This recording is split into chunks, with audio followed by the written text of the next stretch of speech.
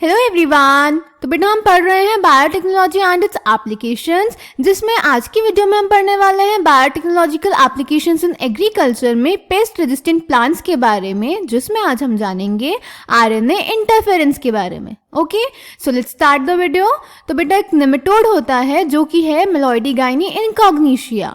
ये tobacco plant की root पे इन्फेक्शन करता है, जिससे कि टोबैको प्लांट की जो ईल्ड है वो काफ़ी ज़्यादा रिड्यूस हो जाती है। तो इसको प्रिवेंट करने के लिए हमने एक नेचुरल सेल्यूलर डिफेंस मैकेनिज्म की हेल्प ली है, that is known as RNA interference और आरएनएआई। आरएनएआई सारे यूकैरियोट्स में एक नेचुरल सेल्यूलर डिफेंस मैकेनिज्म है और हमेशा होता है।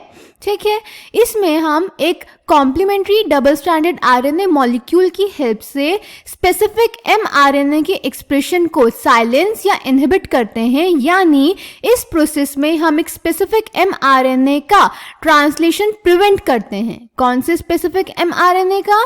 जो स्पेसिफिक एमआरएनए ट्रांसलेशन के बाद एक ऐसा प्रोटीन बनाए जो कि डिजीज या इन्फेक्शन कॉज कर सकता है, तो उस एमआरएनए का ट्रांसलेशन हम प्रिवेंट करते हैं with the help of double stranded RNA molecule. ये डबल स्ट्रैंडेड आरएनए मॉलिक्यूल हमें कहां से मिलता है? या तो वायरस के इन्फेक्शन से जिनमें आरएनए जीनोम प्रेजेंट हो, या फिर कुछ मोबाइल जेनेटिक एलिमेंट्स की हेल्प से, जिन्हें हम ट्रांसपोजोन्स बोलते हैं, जो कि एक आरएनए इंटरमीडिएट के थ्रू रेप्लिकेट करते हैं। ओके, तो इस पूरी टेक्निक में हम करते क्या हैं? हम इन वायरसेस या ट्रांसपोजोन से नेमेटोड स्पेसिफिक जीन लेते हैं और उसको एग्रोबैक्टीरियम वेक्टर की हेल्प से होस्ट प्लांट में, जैसे कि यहाँ पे हमारे पास टोबैको है, उसमें इंसर्ट करवा देंगे। ये नेमेटोड स्पेसिफिक जीन क्या होगा? ये उस जीन के कॉम्प्लीमेंट्री सीक्वेंस होगा जो कि एमआरएनए बनाएगा, जो कि वो प्रोटीन बनाएगा जो कि टोबैको प्लांट में इन्फेक्शन करता है। तो उसके स्पेसिफिक हम नेमेटोड स्पेसिफिक जीन ले लेंगे, एग्रोबैक्टीरियम वेक्टर की हेल्प से उसको होस्ट प्लांट में इंसर्ट करवा देंगे। जब ये जीन होस्ट प्लांट में जाएगा तो खुद को ऐसे ट्रांसक्राइब करेगा, ऐसे एक्सप्रेस करेगा कि वो सेंस और एंटी सेंस आरएनए दोनों बनाएगा, जो कि कॉम्प्लीमेंट्री होंगे एक दूसरे के। अब क्योंकि ये कॉम्प्लीमेंट्री होंगे तो एक डबल स्ट्रैंडेड आरएनए बन जाएगा, और यही double stranded RNA RNA interference को इनिशिएट करेगा, जिससे कि risk RNA induce silencing complex बनेगा।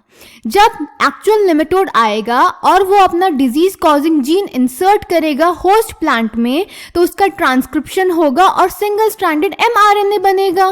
तो ये जो हमारा रिस्क है, आरएनए इंड्यूस साइलेंसिंग कॉम्प्लेक्स है, वो उस नेमेटोड के एमआरएनए से जाके अटैच हो जाएगा और या तो उस एमआरएनए का डिग्रेडेशन कर देगा या फिर उसको डबल स्ट्रैंडेड बना देगा, जिसकी वजह से उस एमआरएनए का ट्रांसलेशन नहीं हो पाएगा, उसका इन्फेक्शन कॉजिंग प्रोटीन नहीं बन पाएगा और इन्फेक्शन नहीं होगा, और इस तरह से जो हमारा प्लांट है वो पेस्ट रेजिस्टेंट हो जाएगा। ठीक है, तो ये है बेटा आरएनएआई, जो कि एक नेचुरल सेलुलर डिफेंस मैकेनिज्म होता है यूकैरियोट्स का। इसमें हम एक डबल स्ट्रैंडेड आरएनए मॉलिक्यूल की हेल्प से स्पेसिफिक एमआरएनए का ट्रांसलेशन प्रिवेंट करते हैं, इनहिबिट करते हैं। जैसे कि हमने यहाँ पे एग्जांपल लिया टोबैको और नेमेटोड मेलोइडीगाइनी इनकॉग्निशिया का, तो हम वायरस से या फिर ट्रांसपोजोन से नेमेटोड का जो डिजीज कॉजिंग जीन है उसका स्पेसिफिक जीन लेंगे, उसको एग्रोबैक्टीरियम वेक्टर की हेल्प से होस्ट प्लांट में इंसर्ट करवाएंगे, जहां जाके वो कॉम्प्लीमेंट्री सेंस और एंटी सेंस आरएनए बनाएगा, जो कि डबल स्ट्रैंडेड आरएनए बन जाएगा, जो कि आरएनए इंटरफेरेंस को इनिशिएट करेगा और रिस्क बना लेगा।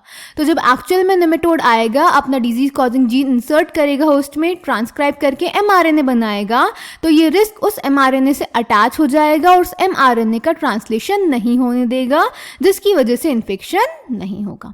समझ गए? ओके, तो अब इसको एनसीईआरटी से पढ़ लेते हैं बेटा।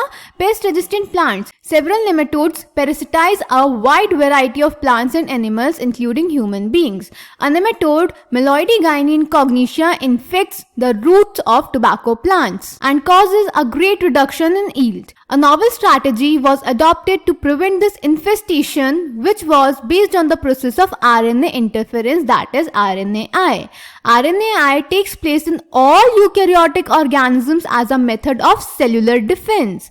This method involves silencing of a specific mRNA due to a complementary double-stranded RNA molecule. याद रखेंगे बेटा कि डबल स्ट्रैंडेड RNA से होता है, डबल स्ट्रैंडेड DNA से होता है, सिंगल स्ट्रैंडेड से होता है, किससे होता है?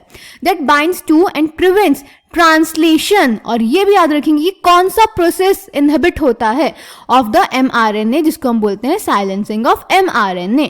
The source of this complementary RNA could be from an infection by viruses having RNA genomes और mobile genetic elements called transposons that replicate via an RNA intermediate. Clear beta? Okay, using agrobacterium vectors, nematode specific genes were introduced into the host plant. The introduction of DNA was such that it produced both sense and antisense RNA in the host cells. These two RNAs being complementary to each other formed a double-stranded RNA that initiated RNAi and thus silenced the specific mRNA of the nematode. The consequence was that the parasite could not survive in a transgenic host expressing specific interfering RNA. The transgenic plant therefore got itself protected from the parasite. आपको figure भी दिखाई गई है. Figure 10.2 host plant generated double-stranded RNA triggers protection against nematode infestation. A.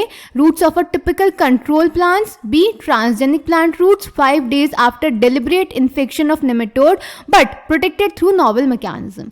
तो A में आपको normal plant दिखाया जिसमें इन्फेक्शन है, और B में हमने ट्रांसजेनिक प्लांट दिखाया है जिसमें 5 दिन के बाद भी जब हमने डेलिबरेटली नेमेटोड इंट्रोड्यूस कर चुका है, इन्फेक्शन नहीं हुआ है.